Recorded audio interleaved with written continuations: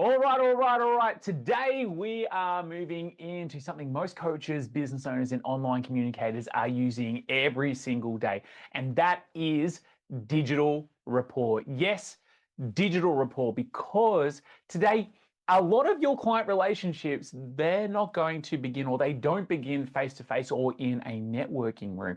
In fact, they begin with a message. Could be a DM. It might be a support chat, a comment, a voice note, a quick reply, an SMS. And the mistake a lot of people make is they think rapport only happens when you're face to face, but rapport is happening digitally all the time. It's happening in the length of your message. It's happening in the pace of your reply. It's happening in whether you use emojis or you don't use emojis. It's happening in whether you send a short message or a short sentence or a giant block of text, a voice note or a video. And if you're not aware of it, you may be breaking rapport before a person ever even gets a chance to jump on a call with you. This is especially important if you're using DMs on Facebook, Instagram, LinkedIn to build relationships or to invite people to your webinar, your workshop, your challenge, your masterclass, or to start conversations or to support potential clients. Because if someone sends you a short message and you reply with a massive paragraph, that's a mismatch. If someone sends you 2 sentences and you reply with a 3-minute voice note, that's a mismatch, and I'm sure we've all had that before. If someone is communicating casually with you and then all of a sudden you become super formal and heavy and over-explanatory, this also can break rapport.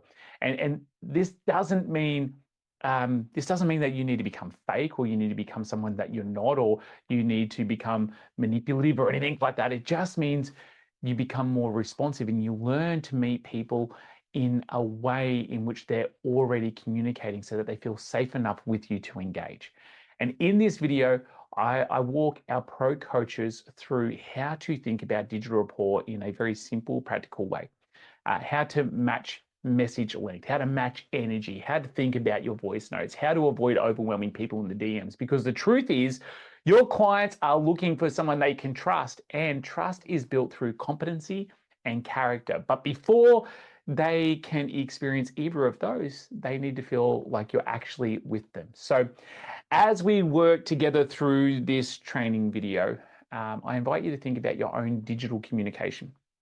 Where are you matching? Where are you overloading? Where are you trying to create connection but accidentally maybe creating distance? Because sometimes the difference between being ignored and being trusted is simply learning how to meet someone where they already are. All right, with that said, let's jump on into digital rapport. Let's go. Digital rapport. Question for everybody.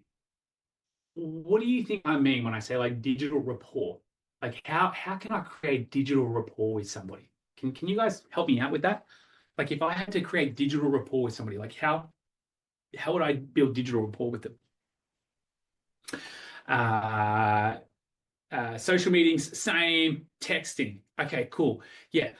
Because everybody here, yeah, chatting, support chats. Because yeah, most people here, you're probably in the DMs, or you're probably chatting right now. So let's talk about chatting in particular, and let's just sort of see what we can get in rapport on. For example, if I sent you a message and that message was 2 sentences, what would you send me back? Would you send me back a message that was like a big bulk message plus a link plus another bulk message, or like what would you send me? I'm just curious. Yeah, I would send a similar length message. Yeah, it depends on the question. Maybe. Okay, I've got some people laughing out loud, being like, "Oh, I'm busted. What are you talking about?" Yeah, I would send the same.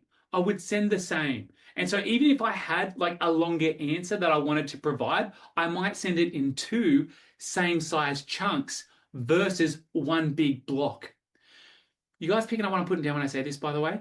Like in the physical world, if I'm chatting with a person and they give me short responses, then I reply with short responses. Likewise, if I'm in the real world and somebody tells me a long story about something, then I'm going to tell them a long story about something because I'm matching the chunk size of information that they're giving me. I don't know. I need some help with this one. what would be some great ways for me to break rapport digitally?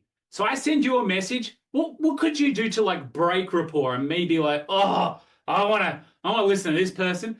Be rude. Oh, you could get away with being rude. Send who said that? There's always one. I nearly said it too. You'll be obnoxious. Yeah, you could be obnoxious. You could do those things. Great one-word responses. Not interested. I saw somebody said a voice note. Yeah, a voice note. That would be a great way to break rapport. If I sent you like a two-sentence thing and you sent me back a 40-second voice note, that's a mismatch. The investment for me to listen to you for 40 seconds is way more than you just having to read like 2 sentences. Are you guys following right now?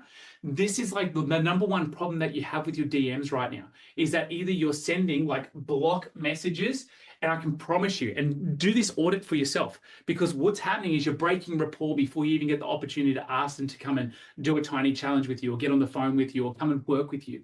Because they give you a one-word response, and then you give them all this block stuff, and then they give you a one-sentence response, and then you give them all this block stuff, and then they give you this 1-minute thing, and then you send them a damn voice note. And by the end of it, you say, hey, that person ghosted me. Why are they ghosting me?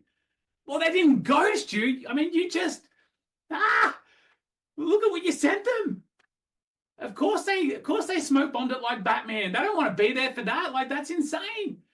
And then you try and follow them up. And what do you do to follow them up? You send them a video. Mate, you watch 15-second videos and you watch 5 seconds of the 15-second video before you swipe up. You do. I know you do, right? Because the dopamine hit's gone and you're like, oh, and you want me to watch a 1-minute video of you being like, oh, so hey, listen, yeah, really great to see you and stuff. Like, I know she didn't see me message above here. Like, if you just hit me back, that would be good. Oh, please. It ain't ever going to happen, right? And the reason it's never going to happen is because rapport is broken. And so when it comes to, I see some smiles in the house right now. And you're like, oh, I'm going to send Tony a video. Oh, for the love of God. Yeah. Like, I have very strict 1 minute. Because energetic, I can put it on speed and a half. And so I can get it done in like 40 seconds, right? I can do that. But like, yeah, even a 1-minute voice note is a lot. And so when it comes to building digital rapport with somebody, if somebody uses emojis, I might use emojis. If somebody doesn't use emojis, I'm probably not going to use emojis. If somebody gives me like a 2-sentence answer, I'm probably going to ask a 1.5-sentence question. If somebody messages back something like cool, then I'm probably going to message back something like awesome or boss. I'm not going to send them something that's like big and chunky. Okay. Please, this is really important. I'm going to pause here. I'm going to pause here. I am happy to take questions at this point, because this is how important phase 1 of the ProCoach Code is. If you do not establish rapport with somebody, you can't go to phase 2. Right? You just can't. So any questions that you've got about building rapport, let's bang it in the chat screen for me now. Yeah, you can do like Mark's done, you can do question, or you can do a big capital Q, and you can type your question as well out for me as well. Shane can do that. But let's jump into some open call Q&A on all things good, great, amazing when it comes to rapport. Can be physical, can be digital. And in a moment, I'll also share with you a little spirodynamics. And so then that way we can like build rapport on a beliefs and values level. Because remember this morning I mentioned that the biggest problem with your beliefs right now is you believe them, right? Right now, like really think about it. If somebody comes to you with those beliefs, the best thing you to do is to confirm their beliefs, so then we're in likeness. I can always challenge beliefs later, but I can't challenge the beliefs, and I can't challenge their beliefs effectively if I'm not in rapport with them first. Right? Otherwise, I'm going to break rapport. I'm going to be rude. I'm going to be obnoxious. I'm going to be all those things, even if that's not my intention.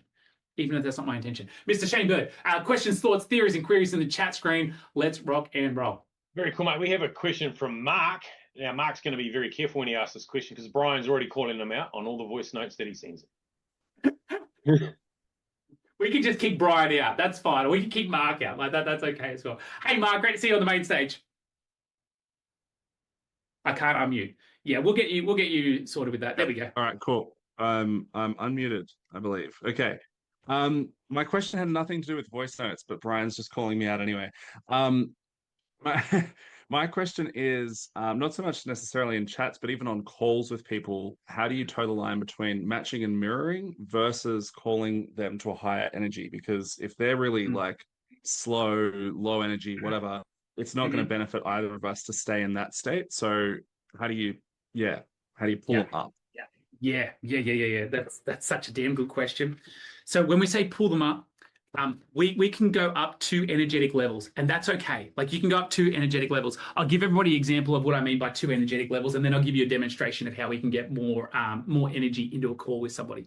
So if somebody says, I'm good, I'll probably say, I'm great.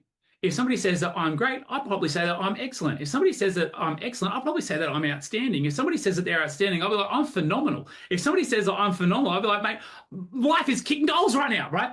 But like each word has a different energetic signature. You guys following along when I say that? Yeah. So like if I jump on a call and I'm like, hey man, how you going? Yeah, I'm going good. Oh, awesome. Hey, great to hear. Oh, how are you? Yeah, I'm pretty good, mate. Pretty good. But if somebody comes in, I'm like, mate, like I'm crushing it. Dude, that's great for you. I love that. I'm phenomenal. And so like I'm always going to match them either at their energetic level, or I might go just like one energy above. Now, here's how you instantly break rapport. You say like, hey, hi, how are you? And they say, yeah, I'm really good. Like I'm great. And then they ask you, like, how are you? And you go, well, yeah, oh, I'm fantastic. Man, I'm so pumped. Like, life is so good. Like, I'm jacked right now. It's the best. Like, and so, yeah, you're good, man. Like, that's, whoa. I probably just blew off like half the room's energy right now, because energetically, as a room of like 151 people, we're probably around probably like a 6 or a 7, right? Like we're not at like, dance party mode 10 out of 10, but we're not like in the graveyard either. So we're probably like in that sort of stage or phase. And so we're probably at like, pretty awesome or great. We're not at good or well. That's probably a little bit lower down. Sounds cool, Mark? Sounds amazing. Now, say you come to me and you're like a little low energy, right? You're a little low energy.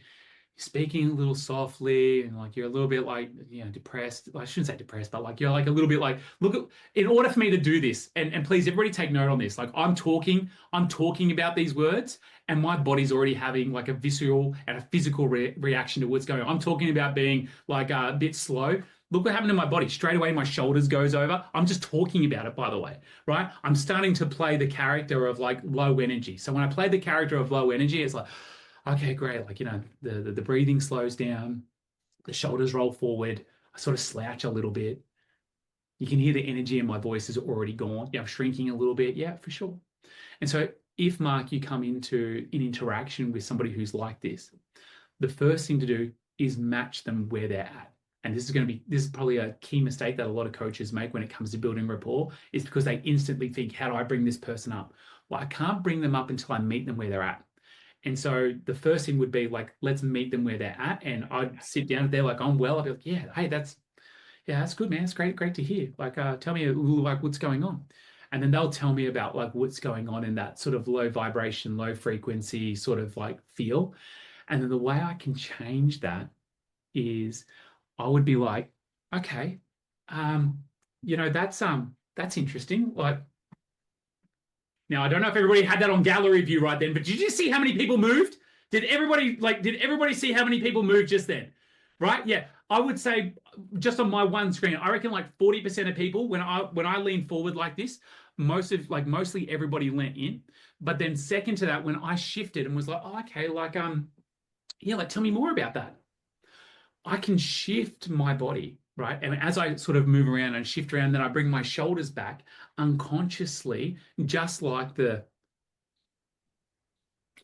going to have a bathroom break later. I've never drank so much water on a train. This is ridiculous. But just like the water, if I'm in rapport with them, they're also going to sit back and they're going to move around. Now, am I going to achieve that like first time every time? Look, probably not.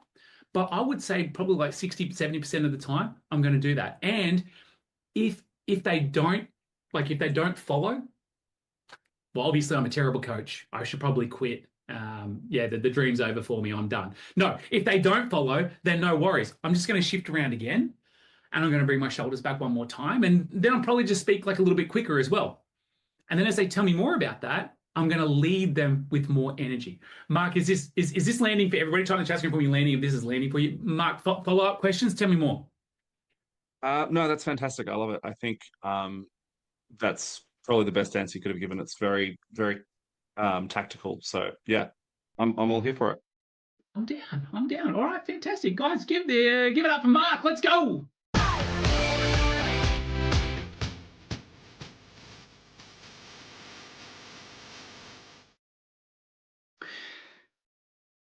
Like, this is like every phase that we talk about during the code, I'm going to be like, this is the most important piece.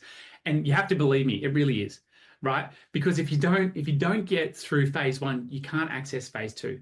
And if you can't access phase two, you'll never be trusted to do a strategic intervention with somebody.